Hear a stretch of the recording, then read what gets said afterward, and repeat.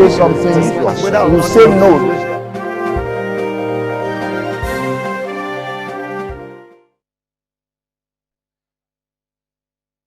So after the discovery of the torture camps across Nigeria, what next for the victims?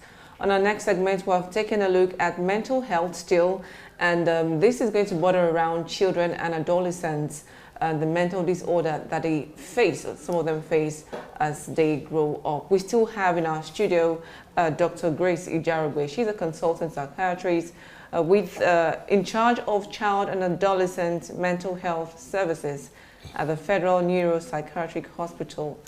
Is it Oshodi? Oshodi. Oh, yeah, Oshodi. Oshodi Annex. Okay, Oshodi Annex. All right. So as before we wrapped up the other segment, the questions on our lips was, what happens to these inmates or the victims who were, discovered from these torture camps? Now that brings me to my question. When we're talking about mental health disorder, children are also victims, it's not an adult, it's not an adult thing. Now, in 2017, there was something the UN said. The UN said there were 3 million drug users in northwest Nigeria, and nearly 500,000 of them were in Katsina State. Now, this could even be a reason why some of these people ended up in these torture homes. Now, for children, tell me, how can we as parents, as adults, identify that this child is struggling with either education or struggling with one thing or the other as he or she is growing up? Okay, so we have child mental health problems that start from birth. So the child was born mentally deficient. And so from when child is very small, they've noticed the child is not sitting well, not able to talk, he's not achieving tasks that those children are achieving, and maybe intellectually disabled. And that is even in degrees. Some children might even be completely normal, they look normal, but it's just that they cannot learn. Give an instruction now, they've forgotten. Give it again, they've forgotten, because they just can't, they have no memory to retain information. And so to the parent, that appears like the child is disobedient. This child is perpetually rude and disobedient. And so those are the kind of children that may end up in those kind of facilities where they think perhaps if they give them some gruesome punishment, they will learn to take instructions. So this is a misapprehension on the part of the parent, because that parent could not identify that this child that is not learning or not taking instructions or not, is intellectually disabled. It will also come across in school where you have that some teacher is now getting into trouble because I have to beat this child because child is not taking instructions, okay? So any child at all that cannot learn, or we are giving repeated instructions and they are forgetting, before we say this is stubbornness, bring them in for assessment, because there are actually tests you can do, and you can know that this child has intellectual disability, you can certify the degree of disability, the amount of rehabilitation this kind of child is going to need, the kind of program that child is going to enter, either to help to learn more or to be able to do something in terms of rehabilitation. All those things are in place now in modern science, and they can actually be done. So children who are not learning, that is a degree.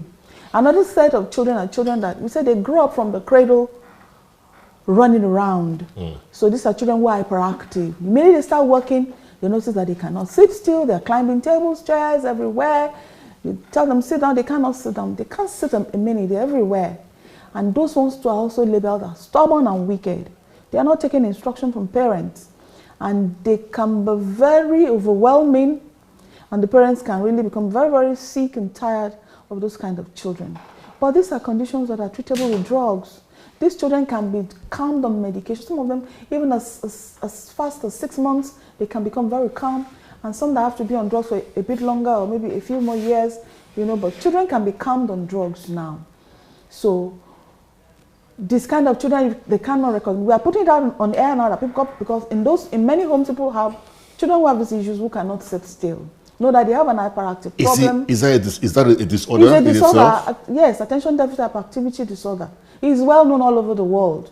These children are hyperactive, but they can be treated with medications, and they do get well.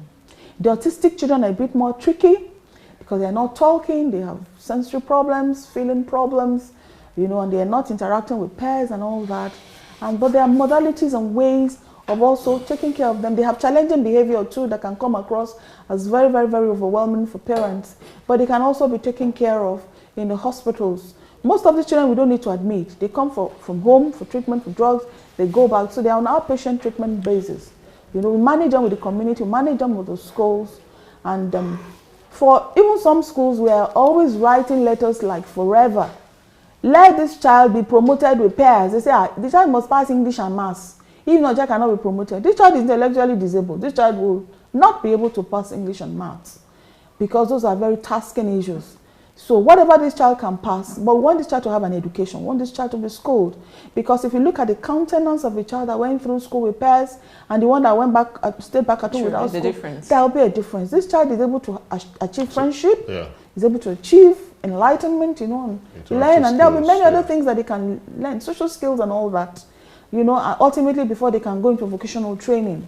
So let them go through schools. And they say, no, this is not our curriculum. We once had a patient that if this child takes this newspaper, he will make it into a horse and it's a horse, into a cow and it's a cow, into a chicken and it's a chicken. This is a child that is already naturally talented, but this child has intellectual disability, cannot learn Maths and English, has learning problems. And we're appealing to the technical colleges, can you just take this child in and train in art? They say no, he has to pass JAMB and has 5 credits in school cert. So our system in itself, there has got to be a change. We've got to create a system that can absorb children who have learning difficulties, help them, educate them through school, graduate them in their own capacity, take them through vocational training, because before that this child cannot learn English and Maths, this child may be the best hairdresser you can find around. True. This child because we're out of time. Because we're almost out of time, Dr. Ijarogbe.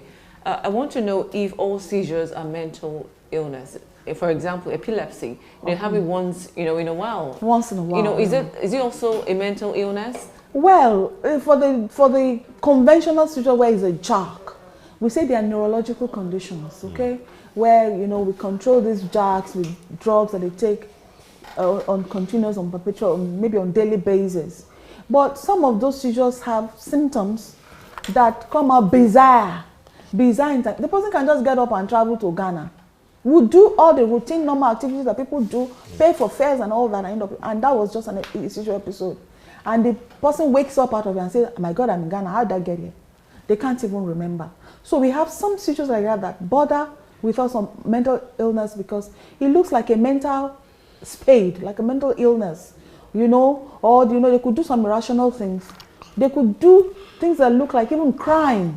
Like they can go park other people's property, carry everything home, and then get home and say, how did I come about this? And so things, they don't get lynched before they get to that they don't even get lynched, and that is why you should not crucify people before you try them with the law, because you may never tell what has caused this. Okay, so these are they're also treated. They're treated for the mental illness aspect of it, and they're also treated for the neurological aspect of it. Dr. Grace, thank you so very much for coming to the program. Thank you so very much. I'm sure a lot of Nigerians are a lot more informed and a lot more aware about these issues, and for our government too. Let's be a bit more responsive. We need more centers. We need to rejig our curriculum, our education curriculum, to accommodate people with these, I would say, different maybe challenges. Yes, it's definitely very key. Well, thank you so very much, Dr. Grace, for staying with us. Before we go, before we leave the show, just to remind us, there's a breaking news: the fire outbreak still at the Balogun market, yes, in Lagos, just beyond 24 hours after. Which was recorded that there was a twin fire yesterday. This one is said to have started at about 6 a.m. The early hours of today. But we want to believe that it has been curtailed. As we're aware, LASEMA are all there trying to put down this inferno. We'll bring you details of these in our next news bulletin, and maybe on our next talk show, we'll stay on top of this matter. All right, Zika. Yeah, sports, we could take sports updates, so don't worry. Sports Cafe 10:30, today on STV 9 o'clock. But tomorrow is another day. We'll be here again, hopefully. David will not be here, certainly, but don't worry. He has a very great reason for being absent. I'm sure everyone would accept your leave, David. Yes. I can't wait to be back after my leave, all right? So I'll see you guys when I return. Stay kind. We'll see you tomorrow. Bye for now.